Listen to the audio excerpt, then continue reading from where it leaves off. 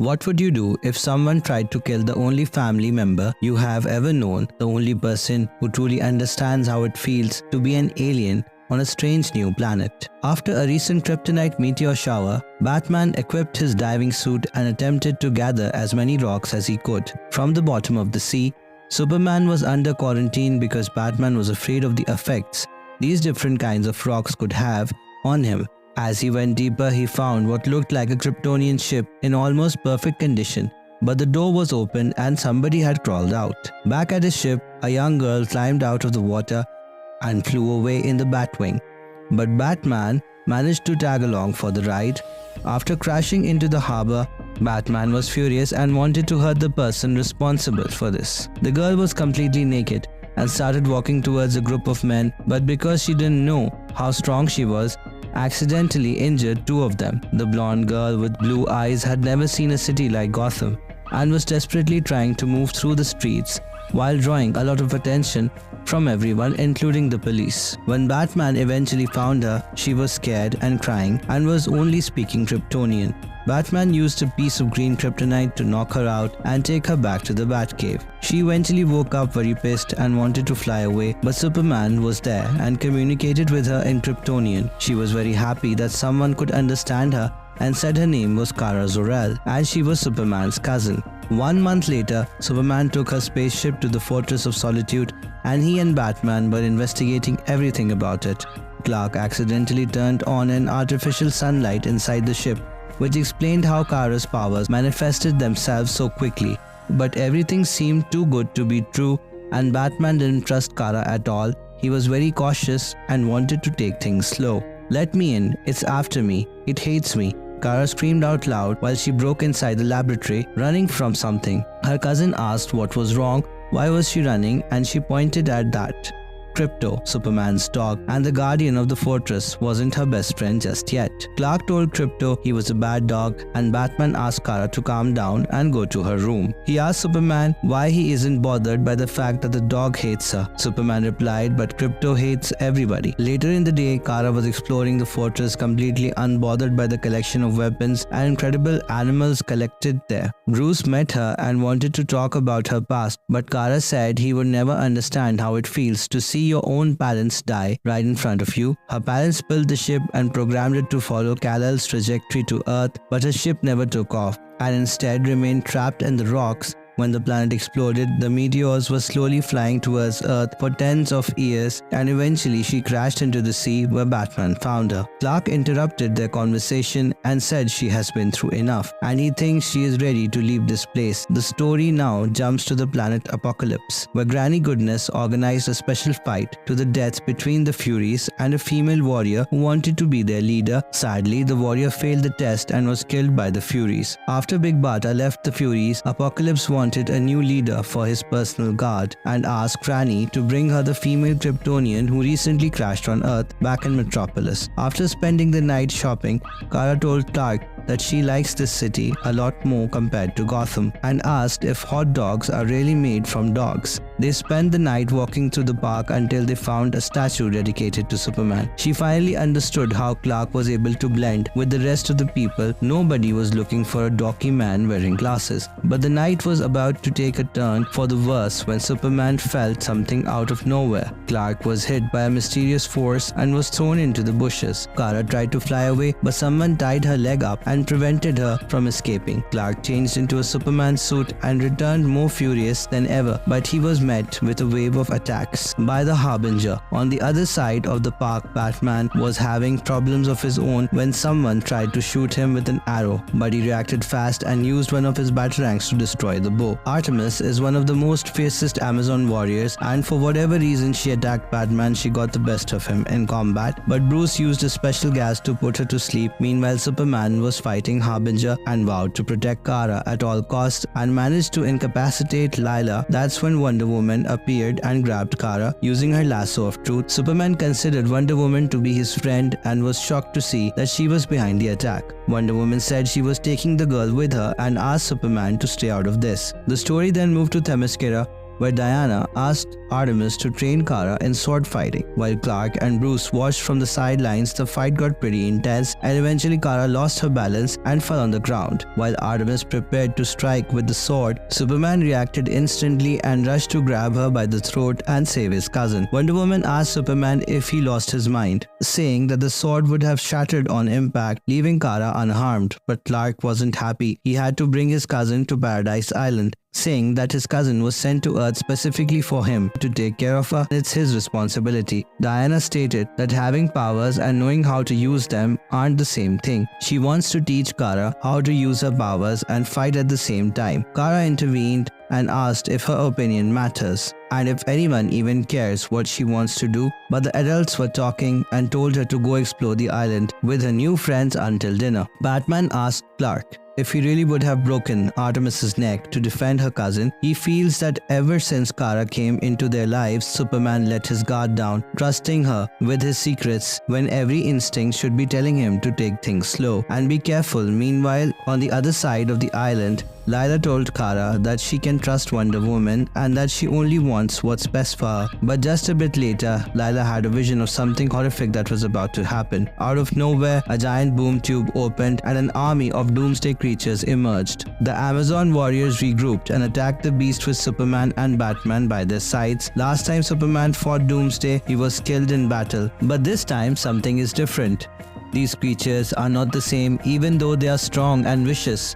There's no blood when someone injures them. Batman said the beasts are not alive and he used explosive batarangs to kill a bunch of them. These creatures are called Animate and were created by Darkseid scientist Dr. Bedlam, who used Doomsday DNA as a template to create them. However, they are flawed and a lot weaker compared to the original Doomsday. One of them attacked Artemis, but Superman jumped to help her and killed it with one hit. Clark apologized about what happened before during the training and told Diana to pull her army back. He wanted to end the fight alone. He got up in the air and powered up his heat vision to unimaginable levels and then released a blast so powerful that it destroyed the entire Doomsday army with one hit. The attack took everything out of Superman and he admitted he didn't think he could do that again anytime soon. Sadly, this attack was nothing more than a diversion. On the other side of the island, another boom tube opened and Darkseid's personal guard, the Furies, came in and abducted Kara, taking her back to Apokolips. Clark was furious and claimed he is going to Apokolips to take Kara back from the Master of Darkness himself, but before they traveled to the Hell Planet, they needed someone to help them. Big Barda was previously part of the female Furies, but she deserted and now lived a peaceful life on Earth. She still had a mother box, which is the only way to open a boom tube to Apokolips, and Barda offered to give it to them, but only if she came along. Superman was reluctant to take her with them. Barda knew Apokolips better than anyone. Together, they opened the boom tube and passed through it, arriving on the other side, a place that not only looks like hell but also smells like death. Apokolips is a blazing inferno of misery, a planet that exists in another universe, and the only way for them to find Kara was to split up. Wonder Woman and Big Barda went together towards Darkseid's citadel, but were confronted by the female Furies, a group of highly skilled female warriors that were part of Darkseid's personal guard. Diana claimed they were very good, but Big Barda already knew this because she trained them. She used to be their leader. However, she had no issues injuring them. The Furies were not only skilled warriors but also cunning, and while Wonder Woman bested one of them, the others took Barda hostage and vowed to kill her if Diana didn't surrender. Meanwhile, Batman separated from the rest and was moving through the planet on his own when two guards and their hellhounds caught his scent. But Batman moved fast and used one of his explosives to destroy a structure on the two guards that were following him. He continued and eventually found the armory on Apokolips, a place that housed over 500 hell spores, devastating powerful bombs that were capable of destroying the entire planet. Meanwhile, Superman slowly advanced towards Darkseid's palace, destroying all of his defense systems without breaking a sweat. He reached the throne room's giant doors, extremely furious and determined to take Kara back on Earth with him. The Master of Darkness himself stood confidently on the throne, remarking that Kara was free to leave if she wanted to. Clark didn't know what Darkseid did to her, but the nightmare was over. She was safe now. He tells Darkseid that after he takes Kara home, both of them have unfinished business, but something was wrong. Kara attacked Clark, punching him in the face, claiming he never listens to anyone other than his own voice. Superman refused to defend himself and fight his cousin. He would rather accept the beating. Darkseid brainwashed Kara, and now that Clark was on the ground,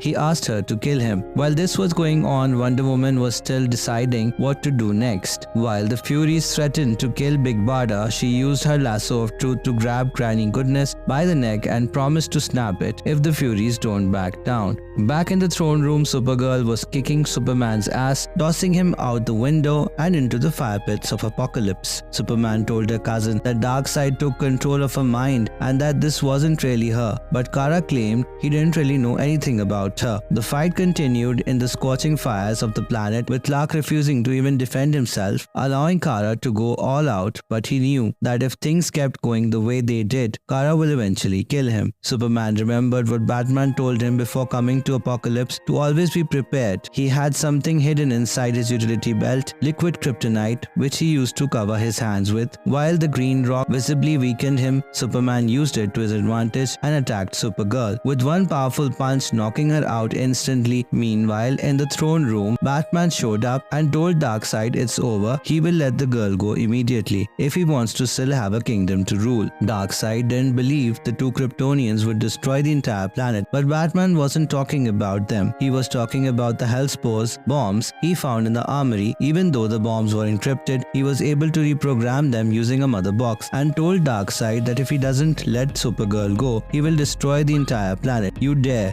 He was furious at Batman for threatening him with the destruction of his planet and said he could destroy him with a single blast of his Omega beams. But Batman didn't back down and continued asking Darkseid to release the girl and give his word that he will leave her alone. Disavow Kara Zor-El, say it. Eventually, Darkseid gave in to Batman's demands and admired his determination. Humans are not like Kryptonians. Had it been Superman in his place, he would never dare to destroy an entire planet just to achieve success. Superman finally returned, carrying Kara's unconscious body, and Wonder Woman brought Granny Goodness all tied up inside the throne room. Darkseid asked Batman to disarm the weapons, take the girl, and leave Apocalypse. Let's go home, Superman's final remark. Before going to Earth, back on Paradise Island, Kara finally woke up, and she was herself again. Everything felt like a nightmare, and she apologized for everything that happened, even though it was never her fault. Before leaving the island, Kara said goodbye to Wonder Woman and told Batman that she finally remembers her mother's name, Allura. After that, she and Clark both left the island and went back to the Fortress of Solitude, where Clark gave Kara her first Supergirl suit. He then asked her to follow him because he wants her to meet some people. Supergirl said she likes the costume Clark's mother made it specially for her. Clark welcomed Kara to Smallville, the place where he grew up, and showed her the farm. His parents were both missing and there was no sign of the car. Clark thinks they must be in the city, but then he tries to open the door. A powerful punch sends him flying tens of feet into the tractor. I gave my word I wouldn't come for the girl. Your death, however, is something that is long overdue, Superman. Darkseid shot his Omega beams directly at the Man of Steel. Supergirl jumped in front, taking the full force of the blast. Sadly, she wasn't strong enough, and this completely destroyed her, turning her body into nothing more than ashes. That's not what Darkseid wanted, but he felt content knowing that Superman will have to live with the suffering of losing his cousin. He told Superman it will be difficult for him to learn that once again he is the last Kryptonian alone in the universe, but he has nobody to blame but himself. Everything that happened completely infuriated Superman, who told Darkseid to shut the hell up while he punched him with all of his strength.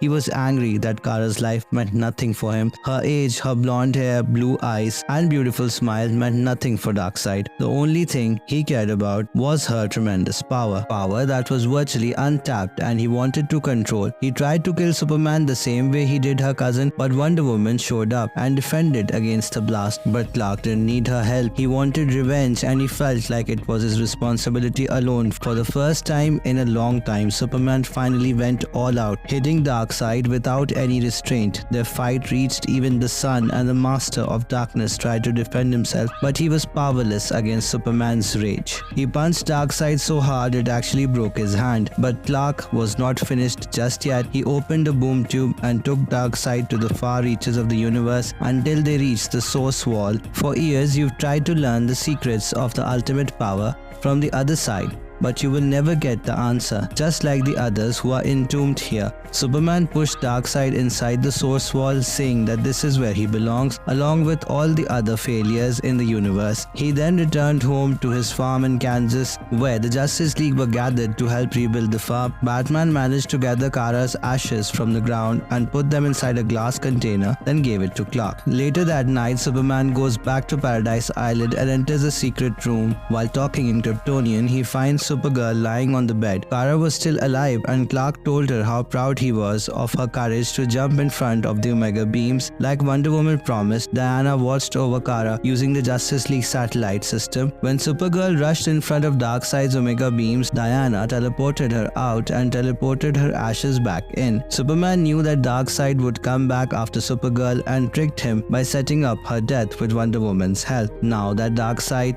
was no longer a threat, Kara was free to choose the life she wanted for herself, and she wanted nothing more than to become Supergirl. Her cousin finally introduced her to the other superheroes. Welcome to the universe, Kara Zor-El.